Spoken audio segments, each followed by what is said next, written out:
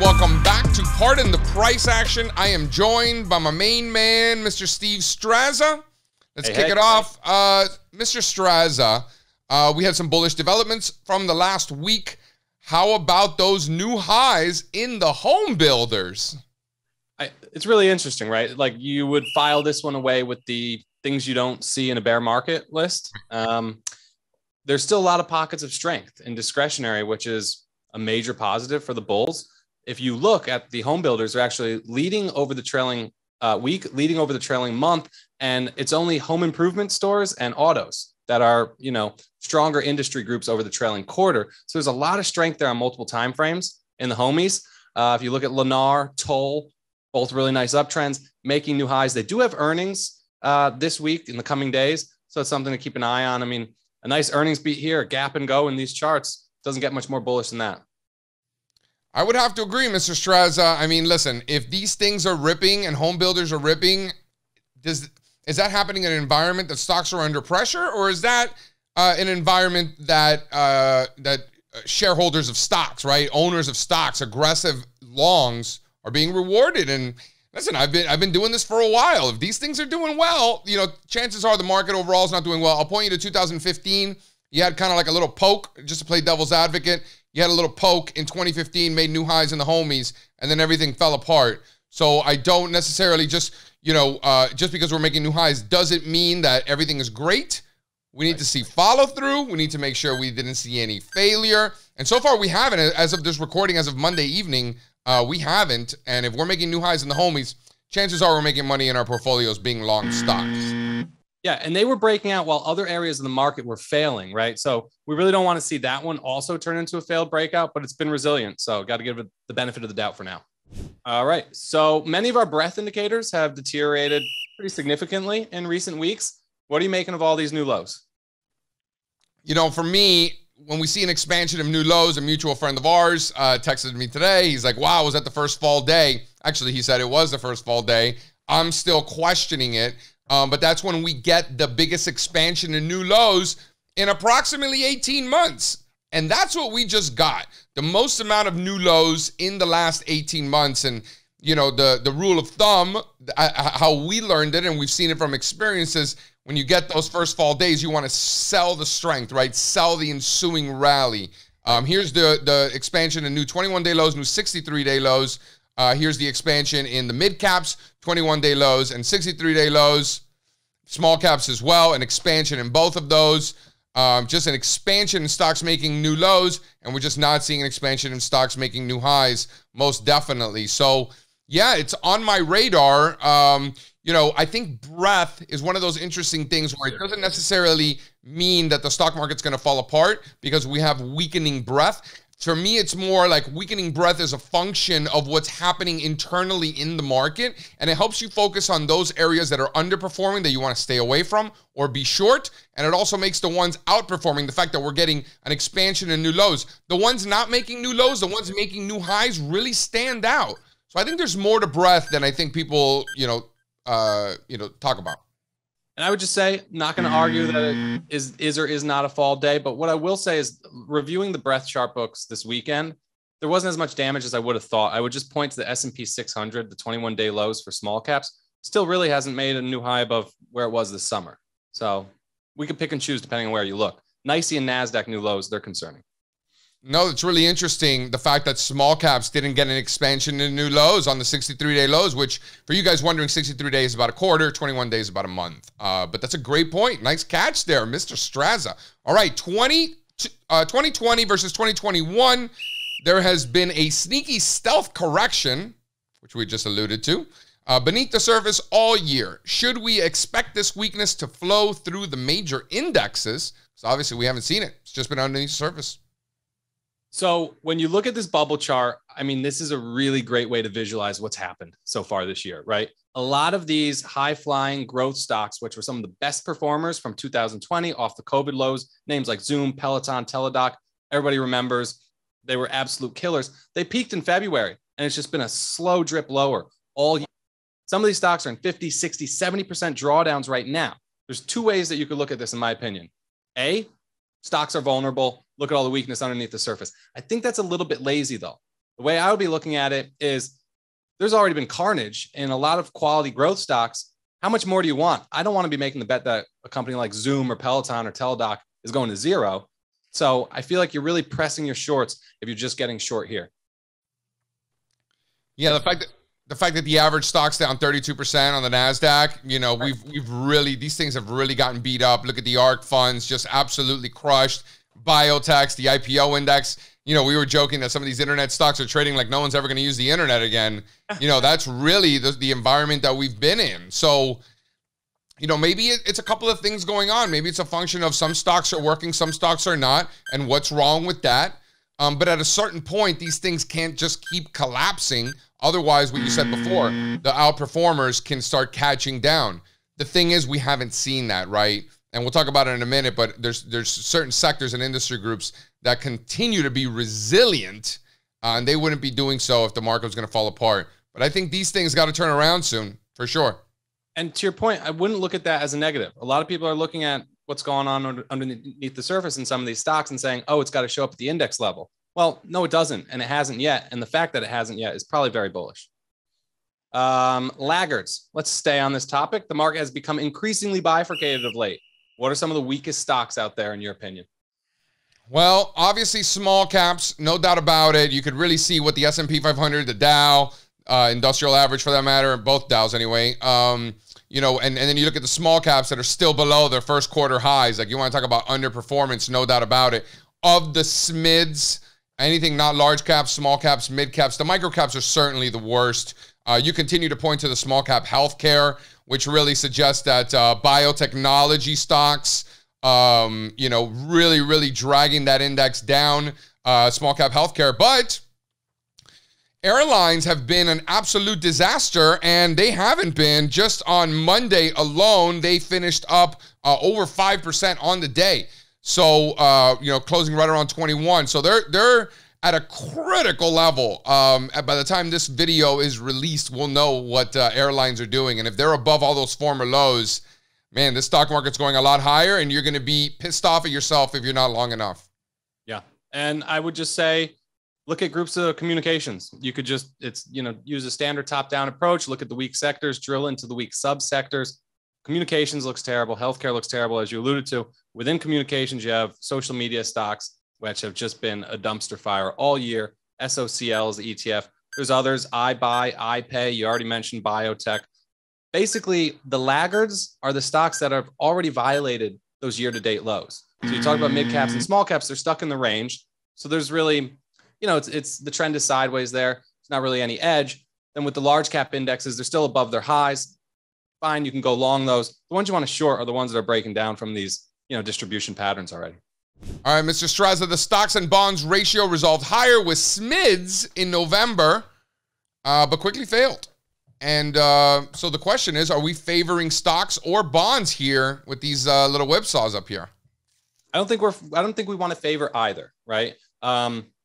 There are stocks that we want to buy and there's stocks that we want to sell in this environment. It's become very bifurcated. And when you look at what yields have done along the curve, 5 years still pressing on highs, the 30 years making new lows. So there's also treasuries we want to buy and treasuries we want to sell. Our risk is very well defined with some of these treasury ETFs. As far as the relative trend between stocks and bonds, there's little to no edge over any significant time frame right now. We've been stuck in this box all year. I find it, interesting, but it makes a lot of sense that the stocks versus bonds ratio resolved to the upside with the stock market and failed with the stock market in the past few weeks. And we're right back in the box there. So you want to wait till you get a resolution in that ratio before you really lean on one of those two asset classes.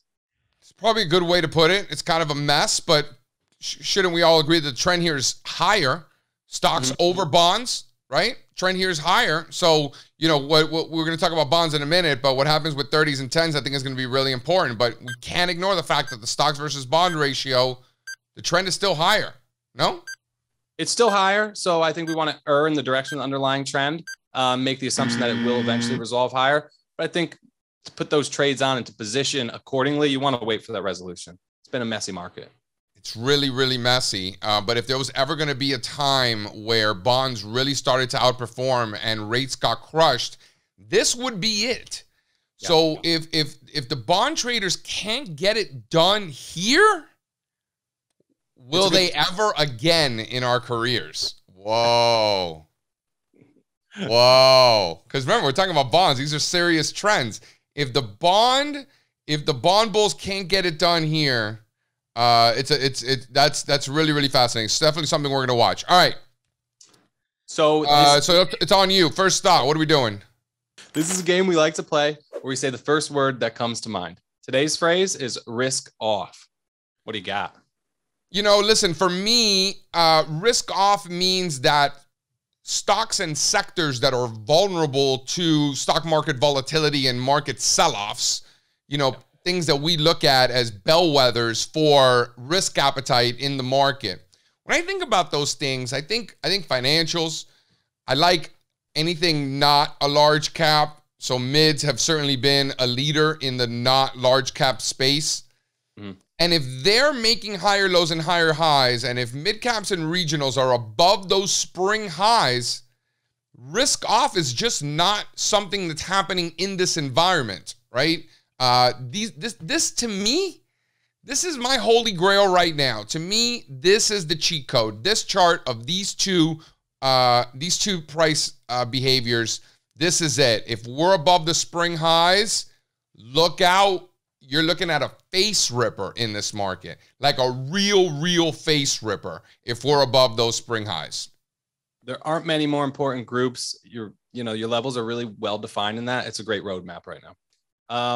What I'm seeing for risk off is we've been talking for months now, quarters, really all year, just the relative trends in the safety sectors. So REITs, utilities, staples, mostly utilities and staples have been terrible, making new relative lows, almost every single day. But we've seen a slight uptick. I'm seeing names like Procter & Gamble and McDonald's make it on our bottoms up scans. And we have seen some very near-term, very short-term strength from staples and utilities. So that's something I'm keeping an eye on.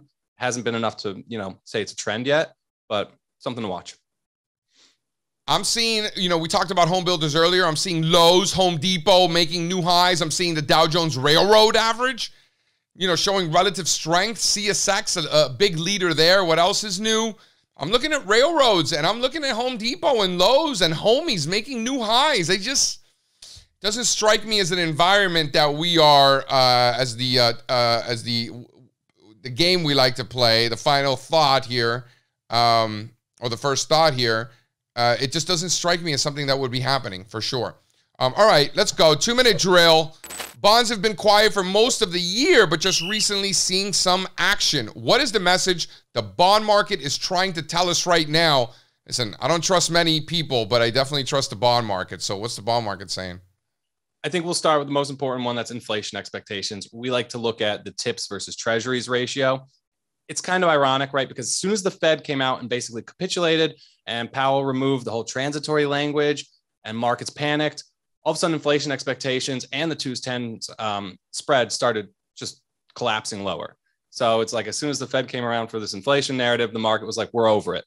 You're going to see stuff like that all the time. But I think if that gets back in the box, takes out those multi-year highs, tip IEF, not a good thing, right? And then also you have to look just at yields. On an absolute basis, the fact that the 30-year and the long end of the curve is breaking down to new lows is not good. Does the 10-year follow? When I look at this chart of the 3, the 30, the 10, and the 5, the question you have to ask yourself is the 10 going to follow the 5 or the 30? Bulls better hope it's 5. And then the 10-year at 1.4, there isn't many more important levels in any risk assets or any assets out there. I got to tell you, 5s don't look terrible. No. 5s don't look terrible. And I think you nailed it. I hadn't really thought of it quite like that yet. Like, are 10s going to follow 5s or 30s? I hadn't really thought about it until you just said it, but it's perfect way to put it. 5s don't look terrible, Mr. Strazza. They really don't. Man, listen, it's very simple. 1.7, 1.75 on 30s, 1.4 on 10s. If we're below that, it's a problem. But 5s are telling you, as of this recording, Monday night, the December the 6th, 5s don't look bad. And you know that I have like a thing for 5s. I try not to have like my favorites. You're not supposed to have a favorite child, but I got a thing for 5s. Yeah. And I mean, what do you make of the fact that depending on where you are on the curve, I mean, if you're looking at short bonds, you really want to be short. they look terrible. If you're looking at long bonds, look at something like TLT. It's making new highs. So you're getting a really different picture depending on where you look in the bond market right now. I think that's interesting. You know, we can't have a serious conversation about the stock market without talking about the bond market. I mean, right? I mean, come on. So it's a beautiful thing. Follow the bond market. There's good information there. All right, final word, Mr. Strazza. What are you leaving the folks with? You know, we had some fireworks. We had some excitement Friday night, Saturday morning in crypto markets. All I would say is somebody who's been trading for a while, embrace these shakeouts. Learn to love them. Something like this would have probably ruined my day or ruined my weekend in the past. But, you know, if you're investing in crypto and you're investing in the primary trend, these are opportunities. You don't want to panic. And to me, I'm seeing a lot of long, lower shadows on these candlesticks since Friday. It's really starting to feel like it was just kind of a final puke and rally before the whole space resolves higher. You know, we definitely have some long wicks, right? Long tails, long shadows. I know Price likes to run away from those long shadows. Certainly in my experience, I've seen that. And here's what I will leave you guys with is that I am very bullish of Dutch ovens. Oh, man. You know, I've tried the sous vide, the slow cooker, the pressure cooker. I'm an animal in the kitchen. I love my, you know, devices and whatnot. Man, old school Dutch oven, heavy top. Throw a pork butt in there 4.5 hours later. Woo-wee! Love it, Strazza. Dude, I love the Dutch oven. I don't hear you talk about the sous vide anymore. Did you pack that away? You done with that?